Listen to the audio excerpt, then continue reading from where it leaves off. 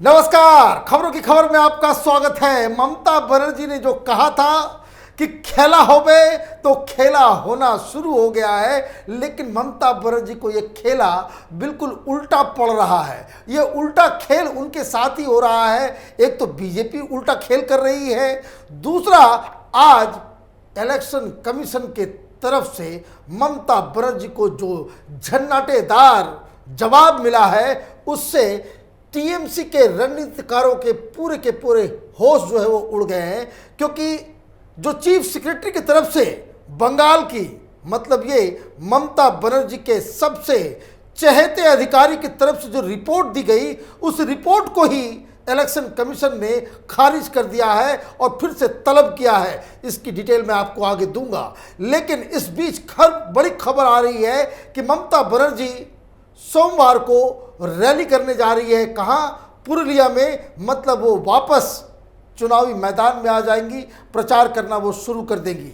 हमने आपको बताया था किस तरीके से वो व्हील चेयर पे बैठ करके किस तरीके से भाषण देगी, उसकी रिहर्सल ममता बनर्जी कर रही है। लेकिन इस बीच एक नया मसला ऐसा फंस गया है जिससे ममता बनर्जी और टीएमसी की किरकिरी हो रही है। और वो सबसे बड़ा मसला है कि कैसे इतना जल्दी परिवर्तन आ गया।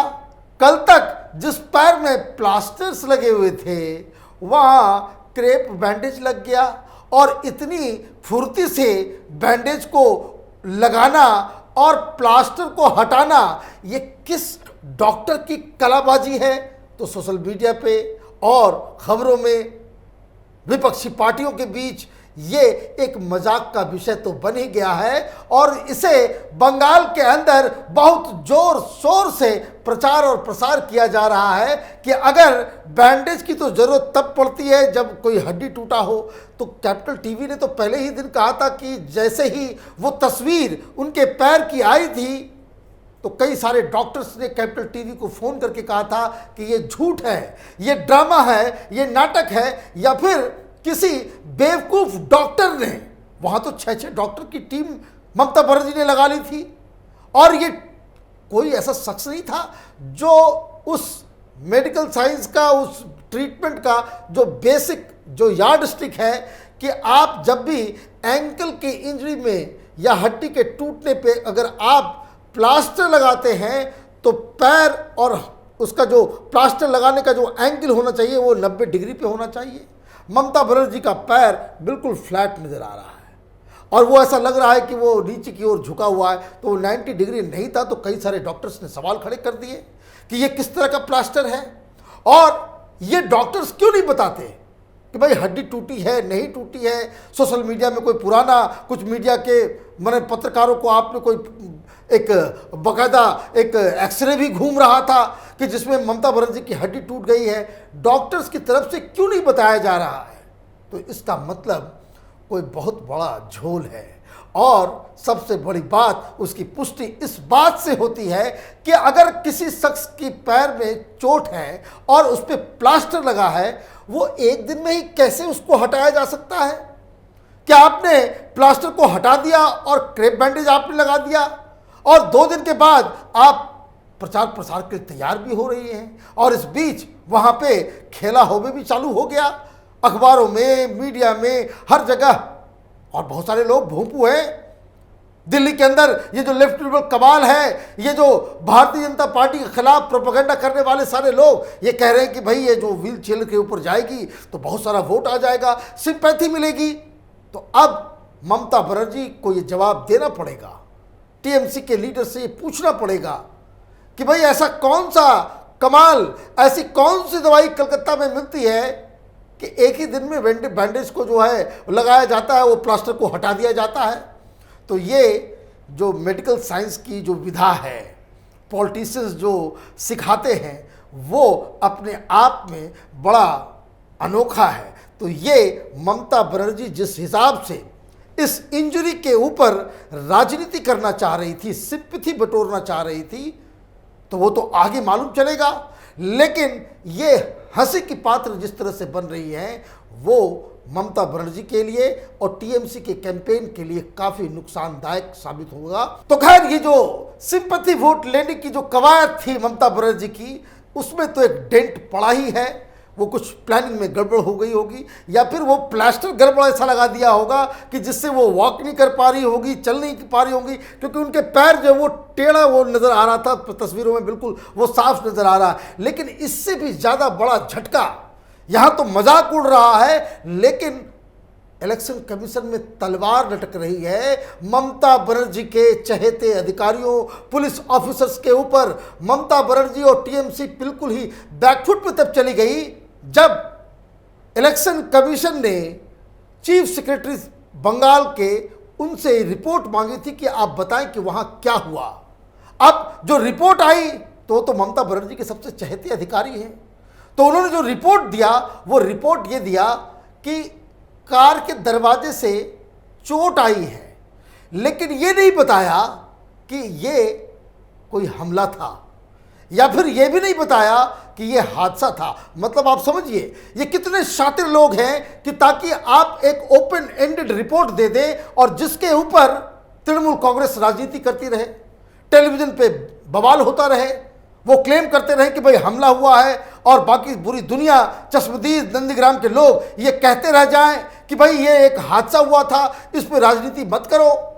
लेकिन इनको तो चुनाव जीतने से मतलब है, सच और झूठ का कोई उसका कोई फायदा है नहीं, क्योंकि ये जिस तरीके के आरोप टीएमसी की तरफ से लगाए जा रहे हैं कि प्रधानमंत्री मोदी ने अपने रैली में कहा था कि नंदीग्राम में उनकी स्कूटर गिर जाएगी, तो वो उसी का हिस्सा है, ये साजिश है।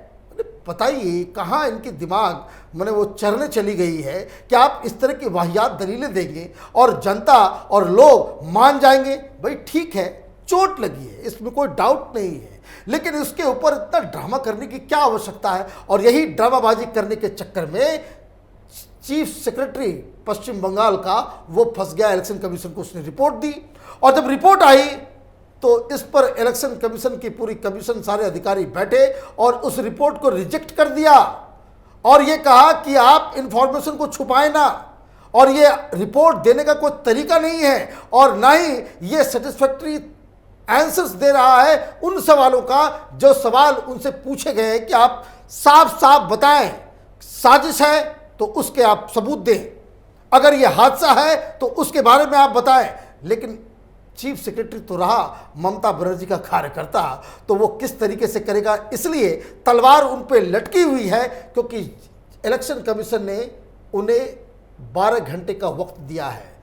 आज शाम तक उन्हें वापस पूरी रिपोर्ट देनी है, और वो इसलिए ये मसला बिल्कुल फिक्स सा हो गया है कि ये तो सेक्रेटरी साहब अलग रिपोर्ट दे रहे हैं, जो स्थानीय पुलिस ने जो रिपोर्ट दी है, जो वहां के ऑब्जर्वर्स ने रिपोर्ट दिया है इलेक्शन कमीशन को, वो साफ साफ कह रहे हैं कि ये बिल्कुल एक हादसा था, ममता बनर्जी की गलती थी।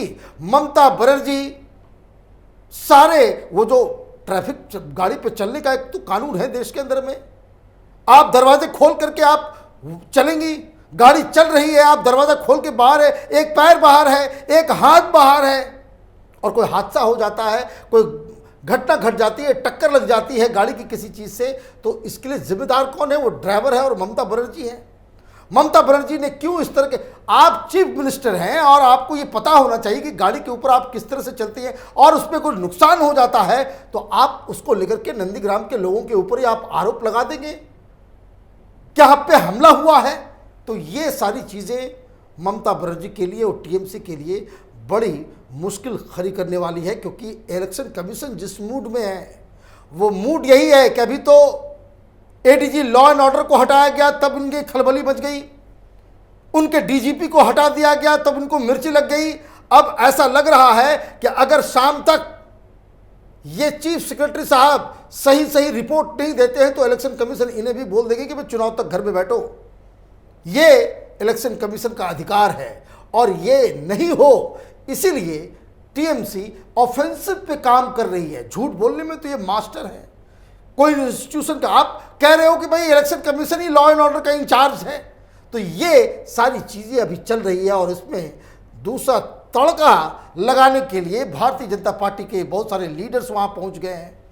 आज मालूम चला कि मनोज तिवारी के हेलीकॉप्टर्स को उतरने नहीं दिया गया, तो वो घूम घूम के बता रहे हैं जो हिंदी भाषी क्षेत्र है बंगाल का, जो झारखंड और बिहार के बॉर्डर से सटा हुआ है, वहाँ धड़ल्ले से लोग हिंदी बोलते हैं, मनोज तिवारी पॉपुलर है, और वो घूम घूम के इसी बात को कह रहे हैं कि भाई ये बताओ ममता दीदी कि ये प्लास्टर बैंडेज में कैसे बदल गया, वो कौन सी दवाई है जिससे एक दिन में टूटी हुई हड्डी जुड़ जाती है, वो कौन सा इलाज है, वो कौन सा डॉक्टर है जो इतना जल्दी बंगाल में परिवर्तन ला देता है। तो हमारी नज़र इन खबरों पे बनी हुई है। आप देखते रहिए कैपिटल टीवी। हमारे वीडियोस को लाइक कीजिए, शेयर कीजिए और हमारे चैनल को सब्सक्राइब कीजिए। धन्यवाद।